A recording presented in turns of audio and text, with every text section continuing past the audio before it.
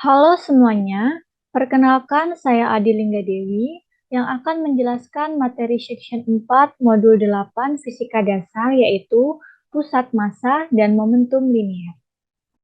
Learning outcome dari materi ini adalah mengidentifikasi konsep pusat massa dan momentum linier, fluida, osilasi, gelombang dan suhu, serta penerapannya. Pusat massa. Pusat massa adalah titik di mana semua massa dianggap terkonsentrasi di titik tersebut. Setiap benda memiliki pusat massa. Jika sebuah benda berada di dekat permukaan bumi dalam orientasi apapun, ditopang di lokasi tepat di bawah pusat massanya, atau digantung di lokasi tepat di atas pusat massanya, benda itu akan seimbang dan tidak akan mulai berotasi. Biasanya, pusat massa suatu benda terletak di dalam benda itu sendiri. Misalnya, pusat massa bola adalah bagian tengah bola, dan pusat massa buku adalah bagian tengah buku. Terdapat gambar pusat massa dalam kurung titik hitam, tongkat baseball yang dilempar ke udara mengikuti jalur parabola. Tetapi semua titik tongkat lainnya mengikuti jalur melengkung yang lebih rumit. Rumus pusat massa. Jika ada M1 pada Y1 dan M2 pada Y2, nilai pusat massanya adalah M1 dikali Y1 plus M2 dikali Y2 per M1 plus M2. Jika partikel-partikel terletak pada suatu bidang atau dua dimensi, maka pusat benda berada di antara XPM dan YPM. Bagaimana jika massanya lebih dari 2, maka nilai rumus pusat massanya adalah M1 Y1 plus M2 Y2 plus Mn Yn per M1 plus M2 plus Mn sama dengan sigma MIYI plus sigma MI sama dengan sigma MIYI per M. Bagaimana jika massanya tersebar di dalam ruang? Jika partikel-partikel terletak dalam suatu ruang atau tiga dimensi, maka pusat massa benda berada di antara XPM, YPM, dan ZPM. Gerak sistem partikel. Kecepatan didefinisikan sebagai Fc sama dengan drc per dt sama dengan 1 per M sigma Mi dr per dt sama dengan sigma Mi Fi per M. Momentum didefinisikan sebagai M Fc sama dengan sigma Mi Fi sama dengan sigma P sama dengan P. Kemudian percepatan didefinisikan sebagai Ac sama dengan dfc per dt sama dengan 1 M sigma Mi dFi per dt sama dengan 1 per M sigma MIAI. Kemudian MAC sama dengan sigma MIAI sama dengan sigma Fi sama dengan dP per dt. Sehingga sigma Fi sama dengan 0, di mana dP per dt sama dengan 0, sehingga P sama dengan M dikali Fc sama dengan konstan. Pusat massa pada sistem mekanik, sistem akan bergerak jika semua massa dipusatkan pada pusat massa. Sehingga jika gaya eksternal pada suatu sistem F dan total massa Mi, pusat massa bergerak dengan percepatan A sama dengan F per M. Pusat massa sistem dua partikel berada pada garis penghubung antar kedua massa. Jika ada M1 pada X1 dan M2 pada X2, maka nilai XPM-nya adalah M1 X1 ditambah M2 X2 per M1 plus M2 sama dengan M1 X1 plus M2 X2 per M. Berikut merupakan contoh soal pusat massa. 3 orang yang kurang lebih mempunyai massa yang sama M pada perahu pisang yang ringan duduk sepanjang sumbu X pada posisi X1 sama dengan 1, X2 sama dengan 5, dan X3 sama dengan 6. Carilah posisi pusat massanya. Solusi dari soal ini adalah di mana XPM sama dengan M1 X1 plus M2 X2 plus M3 X3 per M1, M2, dan M3, di mana nilai M-nya ini adalah sama, yaitu nilai M, sehingga XPM-nya menjadi M dalam kurung X1 plus X2 plus X3 per 3M sama dengan 1 ditambah 5 ditambah 6 per 3 sama dengan 4 meter. Selanjutnya ada momentum linier.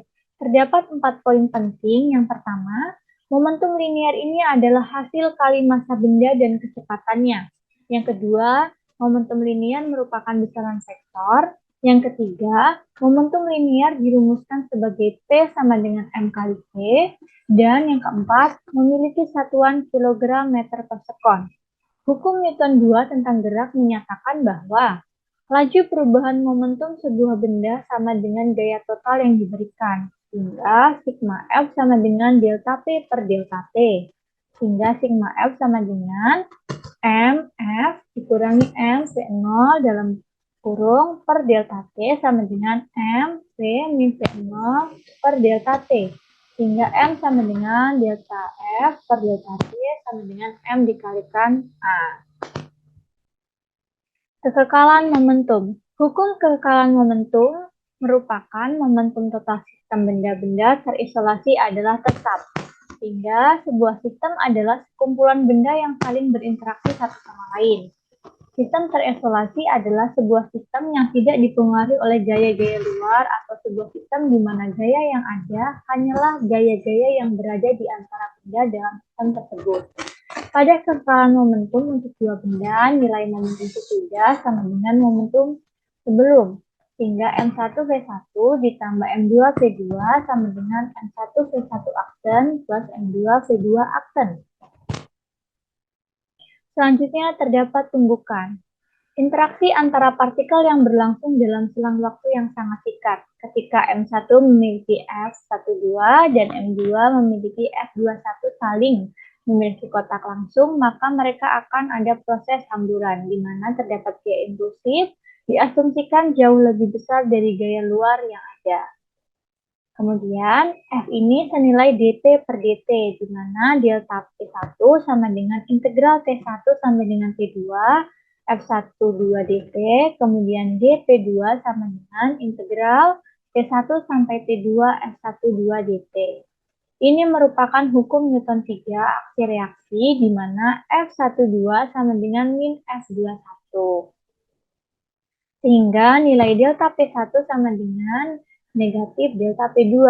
Delta P1 plus delta P2 sama dengan 0, sehingga nilai delta P1 plus P2 sama dengan 0. Ini merupakan konstan. Pada setiap tumbukan, jumlah momentum sistem sesaat sebelum tumbukan adalah sama dengan jumlah momentumnya sesaat setelah tumbukan. Ini merupakan hukum kekekalan momentum yang berlaku pada setiap tumbukan. Selanjutnya terdapat klasifikasi tumbukan. Yang pertama ada tumbukan lenting sempurna. Ini berlaku hukum kekekalan momentum dan kekekalan energi. Terdapat tumbukan lenting sebagian, energi mekaniknya berkurang. Dalam kurung tidak berlaku hukum kekekalan energi mekanik. Yang ketiga ada tumbukan tak lenting sama sekali. Ini merupakan tumbukan kedua partikel mengalami penyatuan.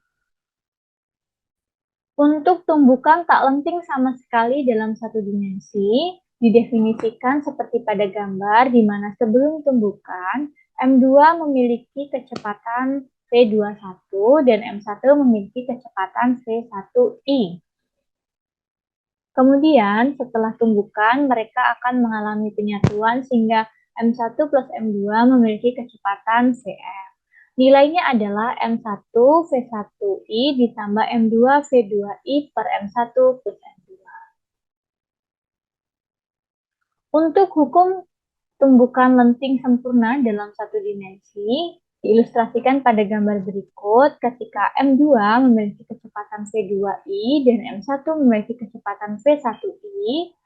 Setelah tumbukan, maka M2 memiliki kecepatan V2F dan M1 memiliki kecepatan V1F. Sehingga untuk hukum kekekalan momentumnya adalah untuk V1F sama dengan M1 min M2 per M1 plus M2 V1I ditambah 2M2 per M1 plus M2. Sedangkan untuk V2F-nya adalah 2M1 per M1 plus M2 V1I plus M2 min M1 per M1 plus M2. Berikut merupakan contoh soal tumbukan. Bola biliar dengan massa M bergerak dengan laju V bertumbukan dari depan dengan bola kedua yang massanya sama dan sedang dalam keadaan diam atau V2-nya sama dengan 0. Berapa laju kedua bola setelah tumbukan dengan menganggap tumbukannya limiting? Solusinya adalah yang pertama, karena V1 sama dengan V dan V2 sama dengan 0, maka M1 sama dengan M2 sama dengan M. Maka kekekalan momentum menghasilkan M dikali V sama dengan MV1 aksen plus MV2 aksen. Atau V sama dengan V1 aksen plus V2 aksen karena M-nya saling meniadakan. Kita ingat bahwa V1 min V2 sama dengan V2 aksen min V1 aksen. Atau V sama dengan V2 aksen min V1 aksen karena V2 sama dengan 0.